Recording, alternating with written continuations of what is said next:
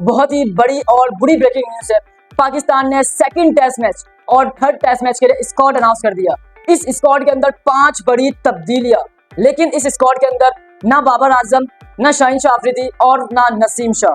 अब इन तीनों को क्यों ड्रॉप किया गया? जैसा कि बाबर आजम के बारे में आप सबको मालूम था, लेकिन शाहीन शाह अफरीदी और नसीम शाह को आखिर क्यों ड्रॉप किया गया, इस हवाले से इस वीडियो के अंदर जानते हैं। और 5 बड़ी तब्दीलियां, इस बारे में भी इस वीडियो के अंदर बात करते हैं। जबकि बाबर आजम को ड्रॉप किया तो फौरी तौर पर फखर जमान का ट्वीट आ गया।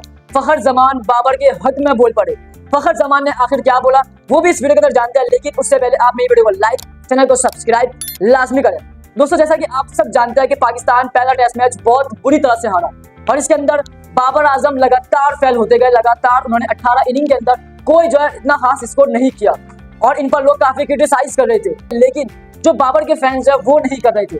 और अब बाबर के हिटर्स काफी खुश होंगे क्योंकि Babar Azam second test match और थर्ड टेस्ट मैच के लिए ड्रॉप हो गया। सबसे पहले हम स्क्वाड बताते हैं पाकिस्तान टीम का, उसके बाद इनका रीजन बताते हैं कि इनको आखिर क्यों ड्रॉप किया गया। सबसे पहले आप देखें तो चांद मसूद ही कप्तान रहेंगे और वाइस कप्तान सऊद शकील, उसके बाद आमिर जमाल, अब्दुल्ला शफीक, हसीबुल्लाह खान विकेट कीपर, उसके बाद Kamran Ghulam, good to see, Mehran Mumtaz, good to see, Mir Hamza, Mohammad Ali वापस कमबैक कर रहे हैं, मोहम्मद हुरैरा, मोहम्मद रिजवान, नुमान अली, साइम अय्यूब, साजिद खान, इंटरेस्टिंग, सलमान अली आगा, जाहिद महमूद। तो ये पाकिस्तान का सेकंड और थर्ड टेस्ट मैच के लिए स्क्वाड अनाउंस कर दिया गया है और इसके अंदर 5 बड़ी तब्दीलियां कर दी गई है। ऐसा लग रहा है कि पाकिस्तान ने एक नई टीम बना दी है क्योंकि इसके अंदर रिजवान के और शान के कोई भी सीनियर प्लेयर मौजूद नहीं है, सारे यंगस्टर ही मौजूद है। तो आप देखें इसके अंदर हसीबुल्लाह खान को मौका दिया गया है। बहुत अच्छा ऑप्शन है पाकिस्तान के लिए क्योंकि पाकिस्तान को एग्रेसिव क्रिकेट खेलनी है और हसीबुल्लाह हमें नजर आते हैं उस एग्रेसिव के अंदर क्रिकेट को लेके जाते हैं। उसके बाद आप देखें कामरान गुलाम, जिनके हम पिछले कई दिनों से नारे लगा रहे थे, उनके गीत गा रहे थे कि ये कामरान गुलाम क्यों स्क्वाड से बाहर है। हालांकि ये परफॉर्मर है, आप इसको खिलाएं, मौका दे, भले फैल जाए लेकिन एटलीस्ट इसको मौका तो दे। आप इसको रेगुलर खिलाएं, इसको मौका दे प्रॉपर।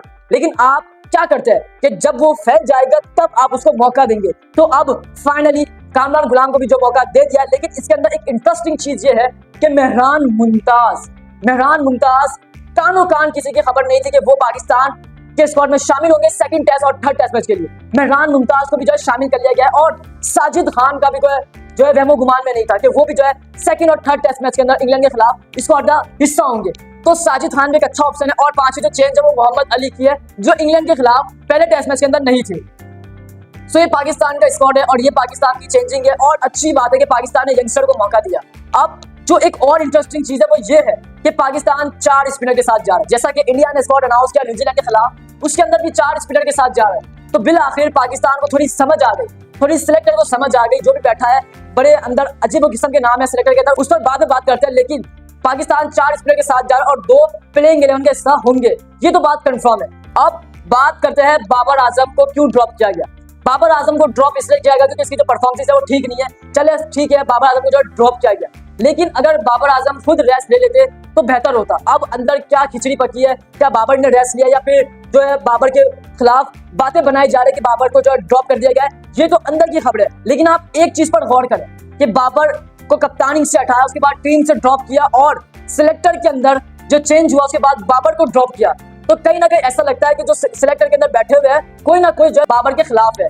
बाबर को टीम से ड्रॉप करना उस सिलेक्टर का काम हो सकता है। वो कौन सिलेक्टर है उसका नाम आ ही जाएगा, लेकिन ऐसा लगता है कि कोई ना कोई कुर्सी पर ऐसा सिलेक्टर बैठा है जो बाबर की खाड़ में है, यानी उसको टीम से ड्रॉप करवाना चाहता है। और एक वक्त ऐसा भी आएगा कि बाबर को T20 से भी निकाला जाएगा। ये लिख लो मेरी बात, ODI में से उसको नहीं निकाल सके। नंबर 1 खिलाड़ी है और अच्छा प्लेयर है, लेकिन ये जो बाबर के साथ कर रहे दरअसल ज्यादती कर रहे। आप उनको बेशक जिम्बाब्वे के खिलाफ, बांग्लादेश के खिलाफ ड्रॉप कर देते, रेस्ट दे देते तो बात समझ आती कि चलो वो इंपॉर्टेंट सीरीज नहीं है, लोएस्ट टीम है। लेकिन आपने एक अच्छे मैच के अंदर बड़ी टीम के खिलाफ सीनियर प्लेयर को ड्रॉप किया, ये चीज आपने ठीक नहीं की। चले बाबर आजम का समझ आता है, उनको ड्रॉप किया, उनकी बैकअप में आपने अच्छा प्लेयर रखा है कामरान गुलाम।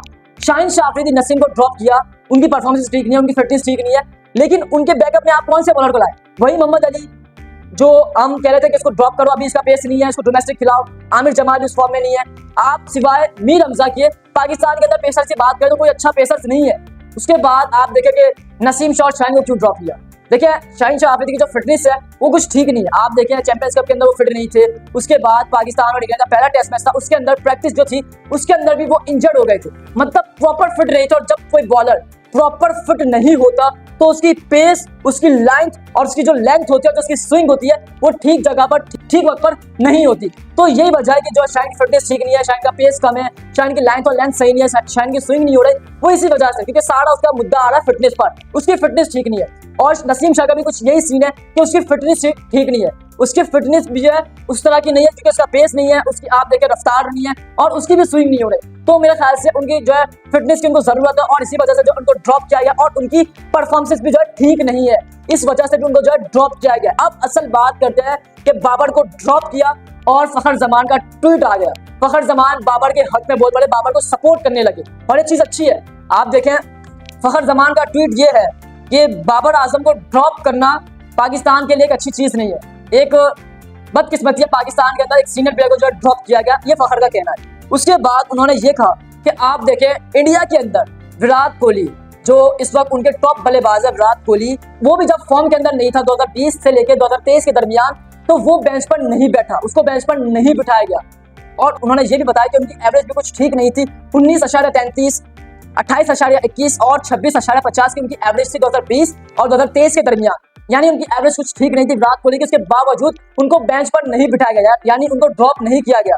तो आप ये देखिए, अगर हम अपने एक अच्छे बल्लेबाज को जो है साइड लाइन करने की कोशिश करेंगे, यानी ड्रॉप करने की कोशिश करेंगे, तो इसके अंदर यकीनन पाकिस्तान के लिए गहरा मुनफी पैगाम जा सकता है। यानी पाकिस्तान टीम को जो है एक सीनियर प्लेयर की जरूरत होती है और जब आप सीनियर के साथ नहीं जाएंगे तो इसमें आपको ही जो है नुकसान होगा, ये फखर जमान का कहना है। उसके बाद उन्होंने ये कहा कि अभी भी वक्त है कि आपने जो लाल निशान का बटन दबाया है उसको आप छोड़ दें, हमें अपने अहम खिलाड़ियों को जो है कमजोर करने के बजाय उनकी हिफाजत पर तवज्जो देनी चाहिए। ये भी फखर जमान ने कहा, बिल्कुल ठीक कहा कि जब आपका एक प्लेयर, एक अच्छा प्लेयर, जब आप उनकी खुद तारीफ करते थे, जब बाबर आजम परफॉर्म करता था तो आप यही गाने गाते थे कि बाबर आजम उस टीम के खिलाफ अच्छा फाइट रख देगा, अच्छे रन करेगा क्योंकि ये हमारा किंग है, XYZ जो भी कहते थे, ये अंदर के लोग ही कहते थे। अब जब बाबर का बुरा वक्त आया तो वही लोग बाबर को ड्रॉप करने का सोच रहे। सो ये फखर जमान को ठीक नहीं लगा और आए और उन्होंने जो है ट्वीट कर डाला। सो दोस्तों कमेंट बॉक्स में आप अपनी कीमती राय जरूर दें, फखर जमान का जो है ट्वीट बाबर के हक में था, क्या वो ठीक था? और पाकिस्तान के स्क्वाड के अंदर जो 5 तब्दीलियां होगी, जो 5 तब्दीलियां होगी, इसके अंदर कोई और चेंज होना चाहिए या नहीं, इस बारे में भी जरूर राय दें। उम्मीद करता हूं कि आपको मेरा आज का सेशन काफी पसंद आया होगा।